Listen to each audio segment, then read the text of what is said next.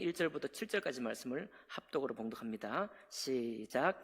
또 그가 수정같이 맑은 생명수의 강을 내게 보이니 하나님과 및 어린 양의 보좌로부터 나와서 길 가운데로 흐르더라. 강 좌우에 생명나무가 있어 12가지 열매를 맺되 달마다 그 열매를 맺고 그 나무 잎사귀들은 만국을 치료하기 위하여 있더라. 다시 저주가 없으며 하나님과 그 어린 양의 보좌가 그 가운데 있으리니 그의 종들이 그를 섬기며 그의 얼굴을 볼 터이요 그의 이름도 그들의 이마에 있으리라. 다시 밤이 없겠고 등불과 햇빛이 쓸데없으니 이는 주 하나님이 그들에게 빛이심이라. 그들이 세세토록 왕노릇하리로다. 또 그가 내게 말하기를 이 말은 신실하고 참된지라. 주 곧 선지자들의 영의 하나님이 그의 종들에게 반드시 속히 되어질 일을 보이시려고 그의 천사를 보내셨도다. 보라, 내가 속히 오리니 이 두루마리의 예언의 말씀을 지키는 자는 복이 있으리라 하더라. 아멘. 말씀과 예배를 위해 기도하겠습니다. 살아계신 하나님 아버지, 저희들의 오늘 살아가는 이 신앙생활의 싸움 속에서 뿐만 아니라 우리의 이 땅에서의 생애를 마칠 그 장래일에 대해서 뿐만 아니라 우리 자녀의 자녀 또 그 자녀의 자녀가 맞닥뜨릴 신앙의 모든 현실을 향해서 주님께서 밝히 계시의 말씀으로 예언하여 주시니 감사드립니다. 이제 이 계시록의 말씀이 우리 마음속 깊이 자리하고 그 소망과 그 약속으로 인해서 주의 오심을 기다리는 그러므로 주님께 또 우리 마음을 향할 수 있는 이 한 시간 될 수 있도록 축복해 주옵소서. 그렇게 하실 주님 찬양할 때 귀하신 우리 주 예수님 이름으로 기도하옵나이다. 아멘. 예, 오늘 계시록 마지막 장의 말씀을 통해서 본문을 통해서 아멘 주 예수의 오시옵소서라는 제목으로 말씀 나누겠습니다. 잠깐 우리가 먼저 지난주에 나눴던 그림을 먼저 몇 가지만 살펴보고 들어가겠습니다.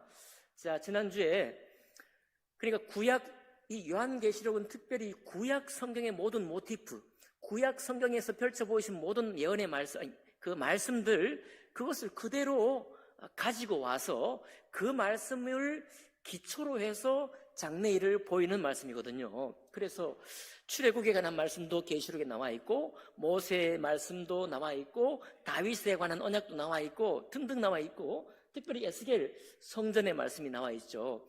에스겔 성전, 흔히 유대인들이 제3성전을 지금 지으려고 많이 애를 쓰는데, 이것이 이 땅에 지어질 제3성전이냐 아니면 요한계시록에 말씀하시는 마지막 날에 그 예루살렘 성읍의 성전의 모형이냐, 이런 여러 가지 말이 있는데, 어쨌든 다시 세워질 이 성전도 원래 성전의 모형 그대로 크게 차이가 나지 않은 채로 이렇게 지어집니다. 그 다음 그림 보여주세요.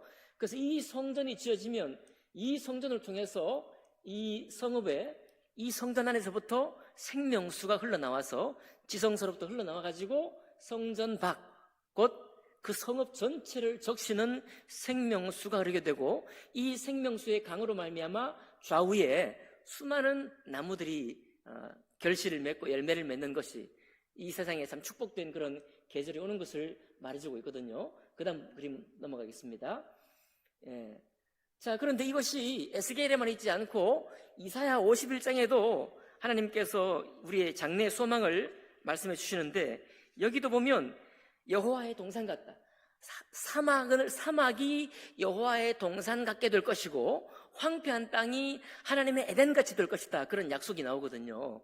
그거를 흑백이지만 여기 뭐 성전 근처가 될지 뭐 절벽도 있고 있는데 여기 물이 이렇게 흐르고 여기 사람들이 서 있고 여기 이제 각종 나무들이 이렇게 자라는 것을 보게 됩니다. 그래서 이 예언이 이사야 51장에도 장래에 관한 소망으로 나오고, 에스겔 우리 서에도 보면 37장에도 저 성전에서부터 생명수 강물이 흐르는 게 나오고, 마지막으로 요한계시록 21장 22장을 통해서는 어떻습니까? 성전이 없죠.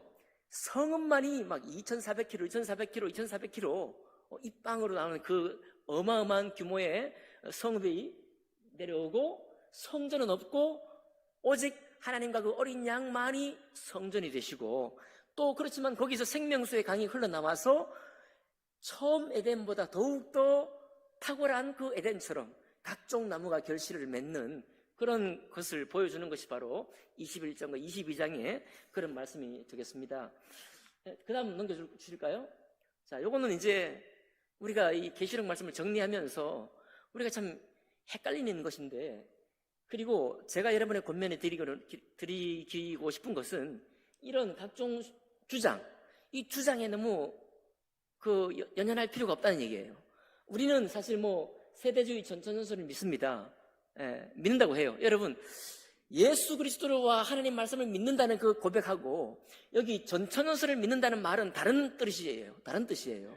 예수님과 하나님 말씀 믿는 것은 이건 정말 우리 삶 속에 참된 신앙으로 고백하면서 그것을 지켜 순종하는 것에 믿는 것이고, 세대주의 전천전설을 믿느냐 아니면 무천전설을 믿느냐, 이 믿음은 지식적으로 내가 알고 그것을 내가 받아들인다, 동의한다라고 하는 믿음이에요.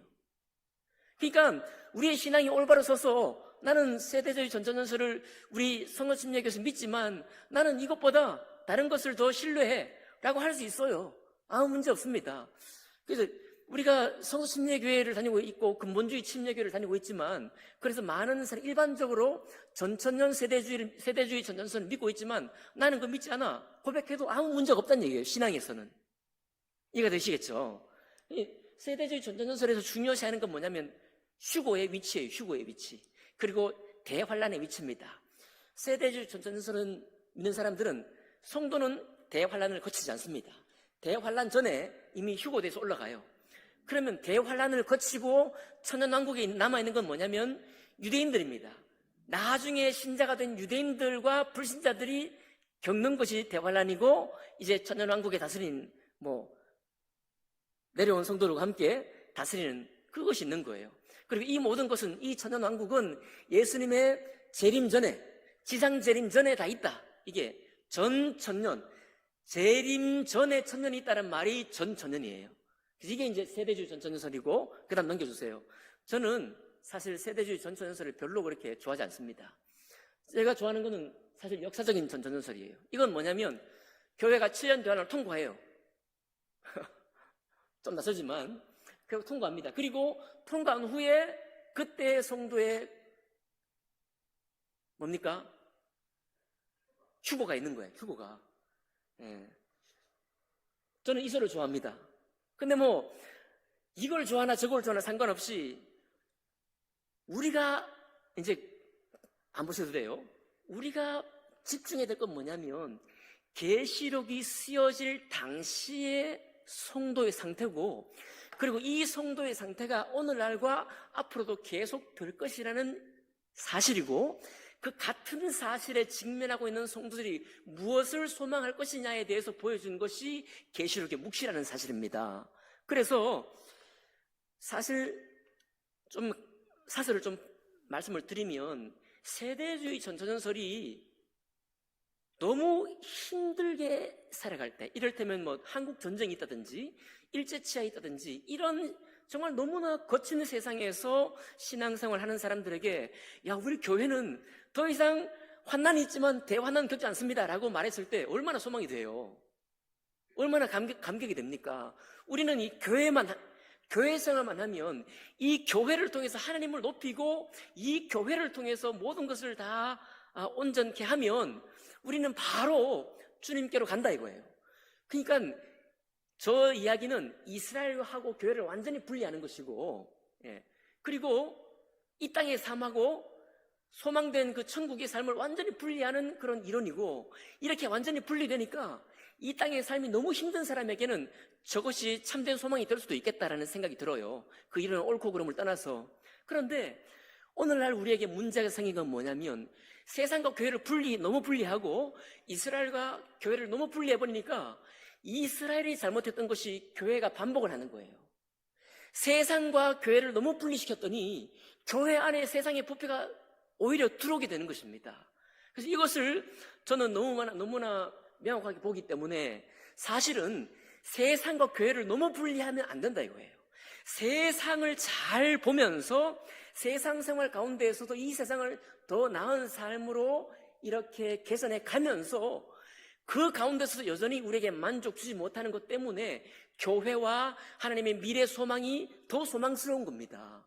그게 우리를 참되게 건전하게 만들어주지, 세상은 어차피 악하고 불탈 거니까 우리 교회 생활만 잘하자 이렇게 끌고 가는 거는 교회를 스스로 부패하게 만드는 거예요. 이거는 한국교회가 그동안 보여왔던 역사가 증명해주고 있습니다. 세계 교회가 이것을 증명해주고 있어요.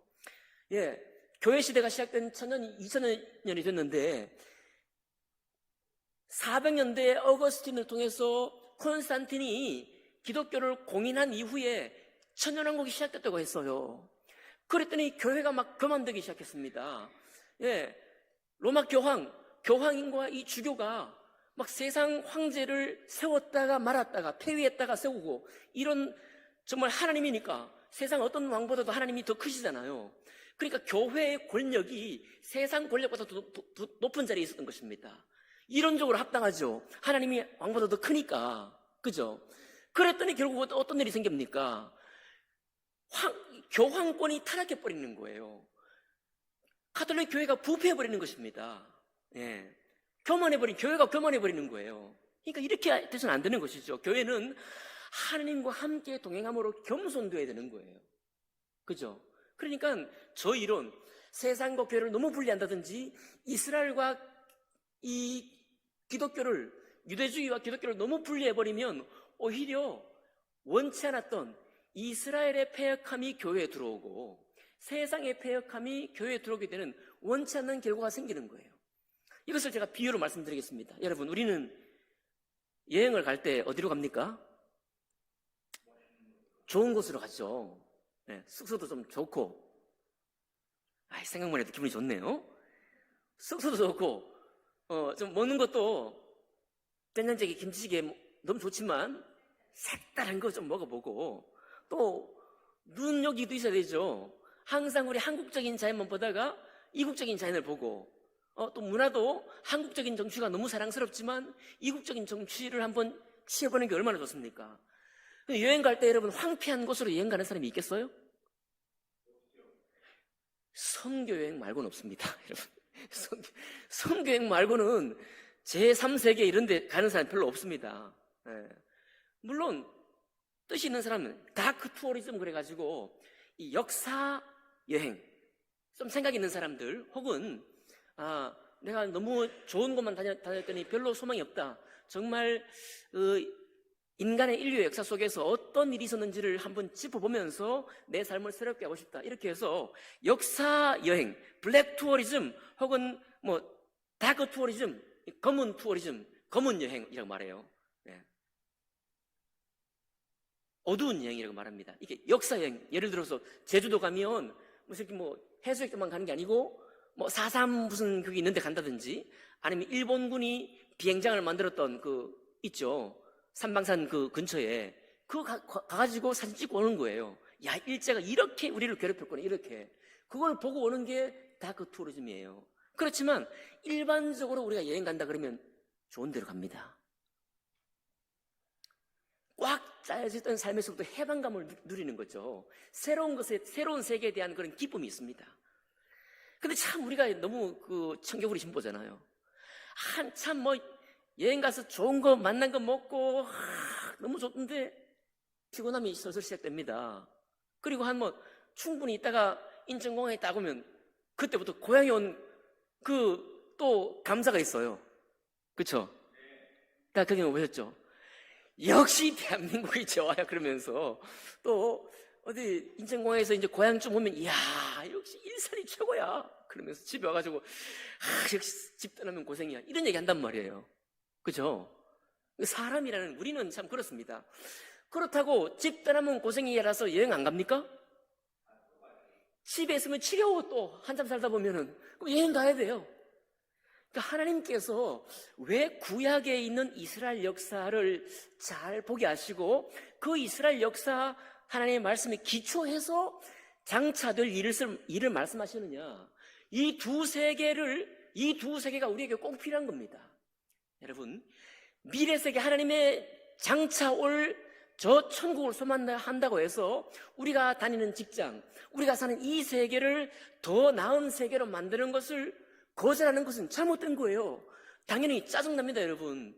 여러분, 직장에서 합리적이지 않은 일이 벌어지면 우리가 싫은 거예요. 그걸 가만두고 싶어요? 조금 더 나은 환경으로 만들어야 되겠잖아요. 그 두 가지가 다 갖춰지는 것이 신앙의 삶입니다. 제가요, 우리 지난주에 대청소 했지 않습니까? 대청소 했는데, 사람들이 많아가지고 1시간 만에 다 끝내버린 거예요. 그런데 이영빈 형제가 저에게 문제제기를 딱 하더라고요. 왜 한 형제가 교회 마당 밑에 이미 청소했는데 위에 청소하는 분이 다시 찌꺼기와 낙엽들을 다시 청소한 자리로 실어내느냐 이거예요. 왜 청소를 이렇게 중구난방으로 하느냐? 이 교회에 군대 무슨 대대장이 아무 생각 없이 시키는 거랑 비슷하다 이러면서 저한테 막 얘기하는 거예요. 저를 잘못했다고 하는 게 아니라 이루어진 일을 브리핑한다 이렇게 포장을 또 잘해가지고 저를 또 격려하면서 참말이에요. 누구라고요? 이영빈 형제가 딱 말하는데 제가 꼼짝없는 거예요. 그냥 제 생각에 그렇다. 내년에 청소할 때는 좀 계획을 잘 세워가지고 저는 구역만 정해줬지만 앞뒤 순서를 잘 정해가지고 합리적으로 해야 좋잖아요. 맨 그렇게 막 중구난방으로 하면 안 되겠죠. 더 나아져야 돼요. 자, 그렇습니다. 그래서 여러분, 우리가 이 땅에 사는 삶을 생각할 때도 이 땅이 얼마나 좋습니까? 그게 이상한 게 아니에요. 좋은 게 정상인 것입니다. 다만 이 땅에 참 살다 보면 우리가 스트레스 받아요. 피곤해집니다. 이 땅을 없애는 게 중요한 게 아니라 스트레스 받고 피곤해지는 거예요. 신앙생활 열심히 하면서 섬기는데도 스트레스 받습니다. 힘들어서요. 그때 하나님이 우리에게 주신 소망이 뭐냐면 우리 주님께서 장차 어떻게 하실 것인가를 펼쳐보이신 저 청사진, 이 땅의 구약의 모든 그림을 기초해서 펼쳐보이신 그 놀라운 청사진을 우리가 소망하니까 우리 마음이 새롭게 되는 겁니다. 그렇게 하라고 하나님이 이 장래에 펼쳐보이신 그림을 보여주신 거예요. 그러니까 여러분, 아는 주 예수의 오시옵소서, 이 말은 세상의 일들을 등한시하라, 세상을 불합리한 채로 내버려두라, 이 말이 아니라 합리적으로 다 고쳐가는 과정에서도 여전히 우리에게 갈급한 거예요. 여전히 이 땅의 아름다운 나무, 꿀 같은 무슨 경치를 보면서도 우리는 또 좋지만 또 한편 피곤해지는 거예요. 영원히 피곤치 않은 나라예요. 눈물이 없는 나라, 그 세계가 주님이 우리를 위해 맞이하려고 준비하고 계시다는 그 소망을 바라보면서 우리가 때로는 도피하는 거예요. 때로는 주님의 그 안식, 주님이 예고하신 그 안식 가운데 소망하는 것입니다. 그 장차 될 일을 그리워하면서 잠깐 쉬어 여행 가듯이 잠깐 떠나는 것입니다. 그리고 다시 은혜 받은 후에 돌아와서 내 삶의 현장에서 다시 또 시작하고 도전해서 좀 더 나은 세상을 만들어보고, 교회도 마찬가지죠. 우리 교회도 좀 더 유기적으로, 좀 더 합리적으로 움직일 수 있도록 그렇게 만들려고 한번 힘써보고, 그렇게 하는 것이 바로 하나님의 뜻이다, 저는 그렇게 믿는 거예요. 그래서 전세대주의처럼 이스라엘과 교회를 완전히 분리된 걸로 보고 휴거는 다 교회가 올라가고 나중에 유대인들은 막 엄청 고생하고 해야 된다, 이렇게 이해하면 안 되겠고, 왜 그러냐니까 제가 늘 말씀드리지 않습니까? 요한계시록에 7년 7개의 교회가 이미 환난 가운데 있는데 그 환난받는 교회를 향한 말씀이라고 말씀드렸잖아요. 환난받는 교회를 향한 말씀이에요. 저들이 이미 안디바가 죽음에 내주었지만 그걸로 환난이 끝나는 게 아닙니다. 다시 더한 환난이 기다리고 있고요. 이미 주님께서 이미 초림하셔서 예수 그리스도를 통해서 성령을 보내주셨지만은 여전히 사단이 무성행에 잡혀있다가도 풀려나와가지고 우리를 힘들게 할 일이 있는 거예요. 우리가 괴롭당할 일이 있는 것입니다. 야, 교회 2000년 지났지만 교회를 통해서 이 세상이 좋아진 게 뭐냐? 라고 막 말하면서 우리를 막 끌어내려. 교회가 정말 세상에 희망이 맞느냐? 이렇게 말하면서 우리를 끌어내린단 말입니다. 우리의 마음 믿음을 주저앉히는 거예요. 알게 모르게 많은 시련을 우리가 겪고 있습니다. 그 시험에 유혹이 되어가지고 교회 일을 적당히 하고 내 챙길 것을 챙기고 장래의 소망을 꿈꾸지 않아. 이건 낭망된 사람이에요. 낙심한 성도인 것입니다. 그렇게 낙심되어 가지고 더럽혀지지 말 것에 대해서 끝까지 신실하고 순전한 신앙을 살 것에 대해서 주님 하신 말씀이 요한계시록의 말씀이라니까요. 그래서 오늘 이제 들어갑니다. 보니까요. 또 그가 수정같이 맑은 생명수의 강을 내게 보이니 하나님과 및 어린 양의 보좌로부터 흘러나와서, 자, 성전이 없어졌다 그랬죠. 성전은 곧 뭐다? 하나님과 어린 양 그분 자체가 성전이시다. 보이지 않는 하나님이 하나님의 성전이다 이거예요. 그 주님께로부터 생명수의 강이 흘러나온다. 생명의 말씀이 흘러나오는 거예요. 생명의 영, 성령이 우리에게 흘러넘치는 것입니다. 그 길 가운데로 가령 흐르는데 강 좌우에 생명나무가 있어 12가지 열매를 맺되 달마다 그 열매를 맺고 그 나무 잎사귀들은 만국을 치료하기 위하여 있더라. 이거 뭐 만병통치 이파리가 나온다는 말일까요? 만병통치 이파리가? 그 이야기가 아니고 창세기 3장에 있는 말씀을 하나님께서 인용한 겁니다. 여러분, 아담과 하와가 범죄했을 때 범죄하기 전에 몰랐던 부끄러움이 있었죠. 벗었음을 보고 부끄러워하더라. 바로 이어서 나온 말씀이 무화과 나무 잎사귀로 그 부끄러움을 가렸어요. 그죠? 부끄러움을 가리는 거예요. 그럼 여기 이 말은 바로 그 이야기를 떠올리게 하는 겁니다. 이 나무의 잎사귀들은 마치 그 처음에 죄를 그냥 덮어주었던 잎사귀. 그런데 이 잎사귀는 죄를 덮는 잎사귀가 아니라 뭐예요? 만국을 치료하는 잎사귀예요. 그 모든 범죄와 악한 모든 행실로 혹은 우리가 시험을 통해서 우리가 어렵게 매맞고 피 흘림 받고 순교했던 그런 모든 것들을 치료하는 잎사귀다 이런 거예요. 그러니까 과연 하나님이 우리에게 새롭게 펼쳐 보이시고 약속하신 이 말씀 속에서 치료하는 만국의 잎사귀를 주님께서 말씀하실 때 우리 마음에 소망이 되잖아요. 그냥 죄를 가리우는 무화과 잎사귀가 아니라 이 이파리가 무슨 이파리인지 알지 못하지만 이 생명나무 이파리가 우리의 모든 신앙생활을 하면서 터지고 깨어지고 아팠던 모든 것들을 치료하는 이파리가 나온다는 거예요. 그렇게 주님께서 격려하는 것입니다. 3절, 다시 저주가 없으며 하나님과 그 어린 양의 보좌가 그 가운데 있으리니 그의 종들이 그를 섬기며 그의 얼굴을 볼 터이요 그의 이름도 그들의 이마에 있으리라. 계시록에 늘 하신 말씀이잖아요. 우리의 이마에 하나님의 생명책에 기록된 자의 이름이 적혀 있고 그 이마를 가진 우리의 앞에는 누가 계셔요? 하나님과 어린 양이 계시고 우리가 어떻게 해요? 하나님과 우리가 얼굴과 얼굴을 대면해서 본다 이거예요. 만약에 우리가 범죄에 대해서 부끄러우면 주님을 찾아볼 수 있습니까? 하나님 앞에 설 수 있어요? 없잖아요. 그러니까 우리가 실수하고 잘못해서 범죄하지만 우리 주님은 늘 은혜를 말씀하셨거든요. 여호와를 찾으라 그리하면 살리라. 우리가 범죄에 떨어졌어요. 우리가 낭망에 떨어진 것 자체를 주님이 심판하시는 것이 아니고 낭망에 떨어졌어도 여호와의 이름을 찾습니다. 주님의 이름을 부르면 주님께서 우리를 깨끗게 하시고 다시 새롭게 하시는 겁니다. 그렇죠? 회복의 은혜가 있는 거예요. 그렇게 하면 우리가 시험에 빠졌다는 그 자체가 목록이 있지 아니하고 씻음 받은 그 사실이 우리에게 있기 때문에 주님 앞에 우리가 담대히 설 수 있는 거죠. 다시 밤이 없겠고 등불과 햇빛이 쓸데없으니 이는 주 하나님이 그들에게 빛이심이라. 그들이 세세토록 뭐하리라? 왕노릇하리라. 이렇게 말씀하고 있습니다. 9절로 넘어가 볼까요?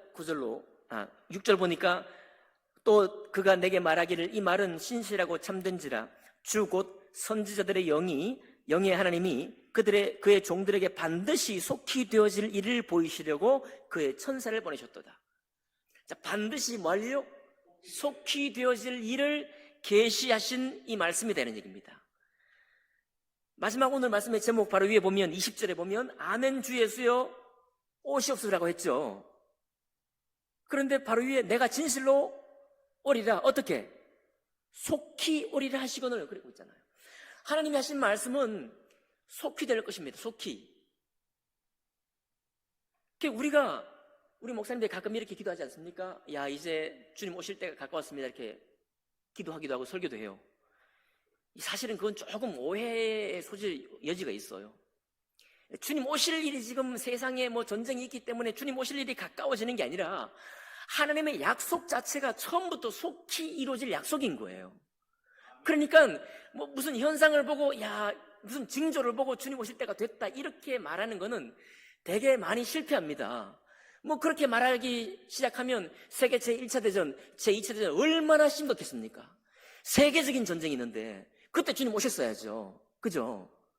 그러니까 그렇게 자꾸 적용하려고 하면 왜 헷갈려? 언제 주님 오실지 헷갈립니다. 그렇게 이해할 것이 아니라 처음부터 주님은 속히 되어질 일을 말씀하신 거예요. 또 주님이 오시는 것도 속히 오신다. 이미 하나님의 약속으로 끝난 거예요.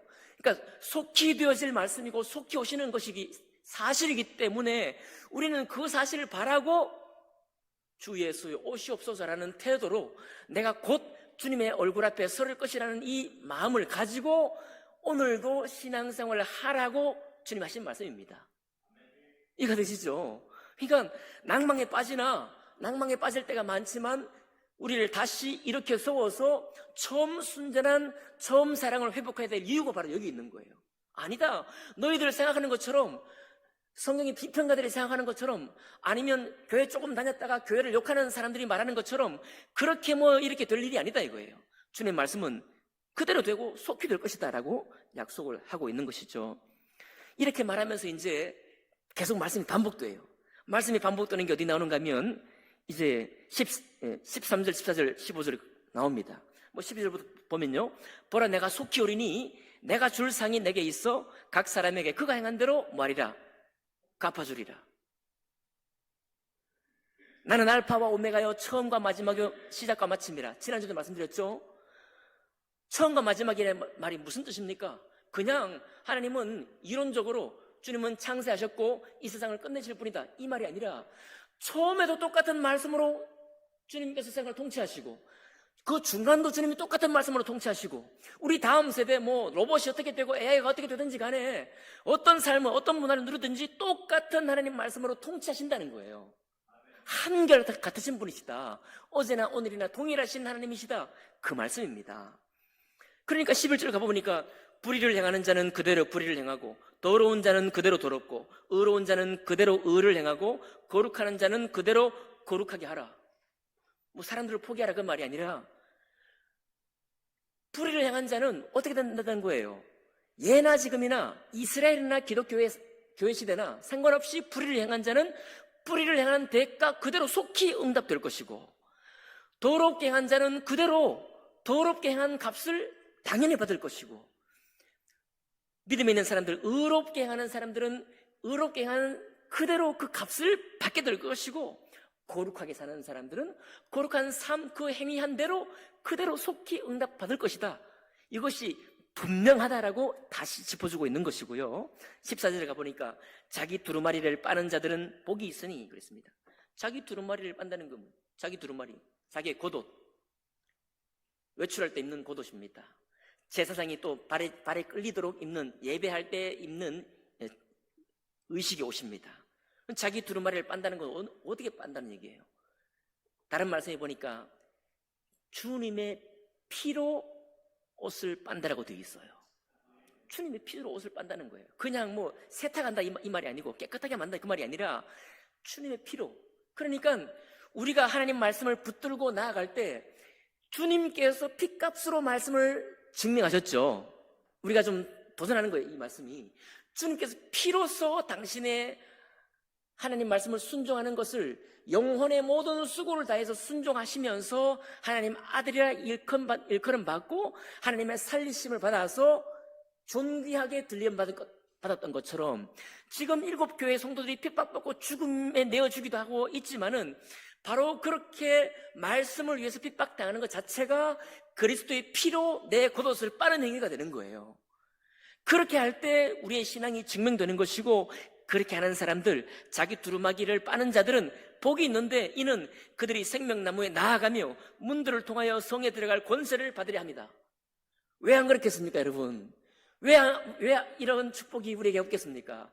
주님과 함께 걷기로 계속 힘써 살아가는 사람들이야말로 주님의 얼굴을 꺼리낌 없이 바라보는 것이고, 주님도 우리를 받으실 때, 우리를 안식하게 하실 때 기쁨으로 영접하는 것 당연하잖아요.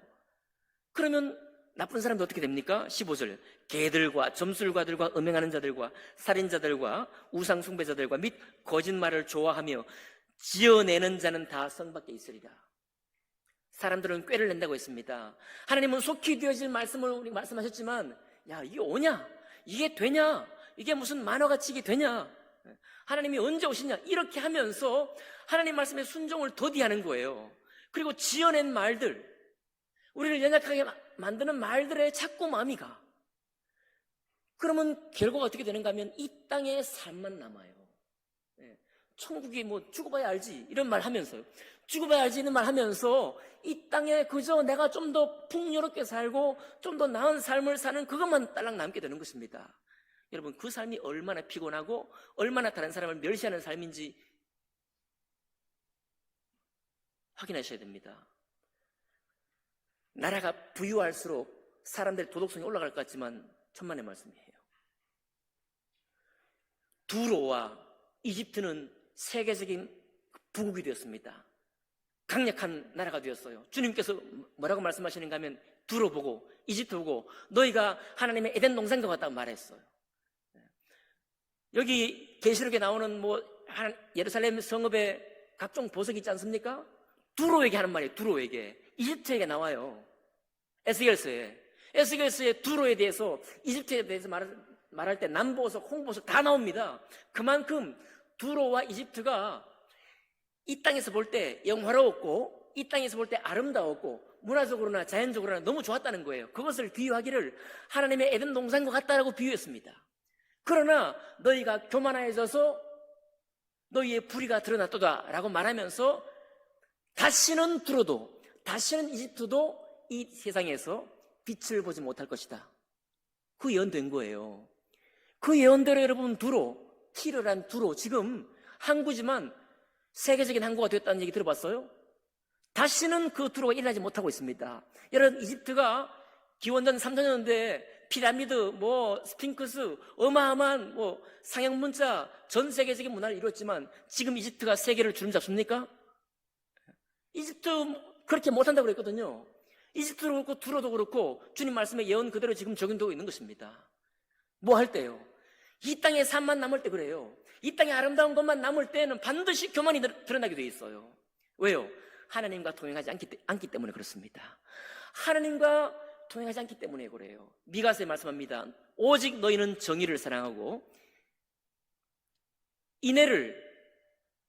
정의를 지키며 인애를 사랑하고 겸손하여 내 하나님과 함께 동행하는 것이 옳지 아니하냐라고 말하고 있습니다.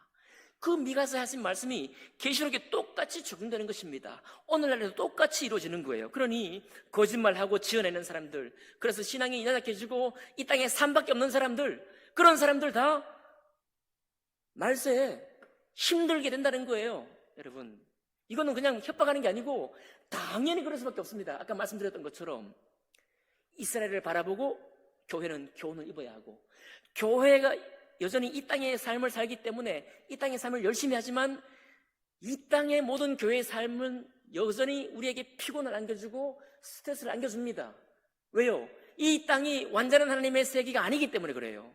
그러니 이 땅을 멸시하는 것이 아니라 이 땅을 좋게 만들어가면서도 여전히 우리의 소망이 주님의 이 약속이 있도록 영원한 안식과 영원한 생명나무, 영원히 우리를 치료해 주시는 곳, 밤도 없는 곳, 하나님의 빛만이 있는 곳, 사람이 손으로 지은 성전이 없고 오직 하나님의 성전만 있는 곳, 성령이 충만한 곳, 어린 양 되신 그리스도가 통치하는 바로 그 나라가 있다는 것을 우리에게 말씀해 주시면서 우리의 모든 피곤함과 눈물을 주님께서 위로하라는 것입니다. 이 말씀을 들을 때 7교회에 있던 핍박받은 교회들, 라오디게 교회처럼 뜨뜻미지근하고 말이죠, 신앙생활 하는 건지 안 하는 건지 모르는 이런 교회, 그 교회들의 성도들이 깜짝 놀라서 정신을 차리지 않겠습니까?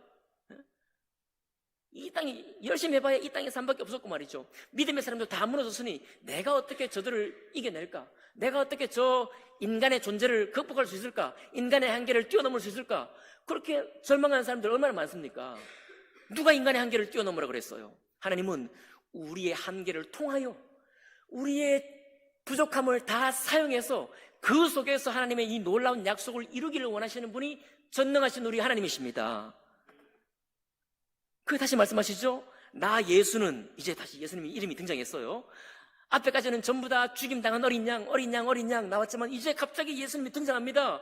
나 예수는 교회들을 위하여, 분명히 말씀하고 있죠. 1세기 당시 교회들, 7교회들을 향해서 뿐만 아니라 이제 7교회 아니고 당시의 모든 교회들을 향해서 위에서 내 사자 안겔로스 천사를 보내, 하나님의 종을 보내가지고 이것들을 너에게 증언하게 하였노라. 나는 다윗의 뿌리요 자손이니. 다시 가는 거예요. 다시 성전 얘기하는데 다윗의 뿌리라고 말합니다. 하나님이 구약 성경에서 펼쳐 보이신 그 모든 사실들에 기반하지 않으면 우리는 저 천국을 그릴 수도 없어요.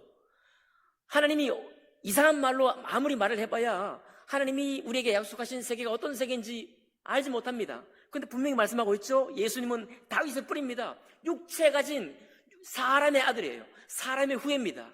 동시에 다윗 왕, 이 땅에 있는 나라의 기반에 있으면서도 광명한 새벽별이면서 다윗 왕과는 비교할 수 없는 하나님의 아들이자 왕 중의 왕이요 만왕의 왕이요 만주의 주이신 분이 예수님이시라고 말하는 겁니다.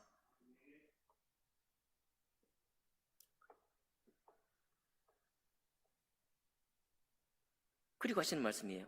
17절, 성령과 신부가 말씀하시기를 오라 하시는도다. 듣는 자도 오라 할 것이요 목마른 자도 올 것이요 또 오라는 자는 값없이 생명수를 받으라.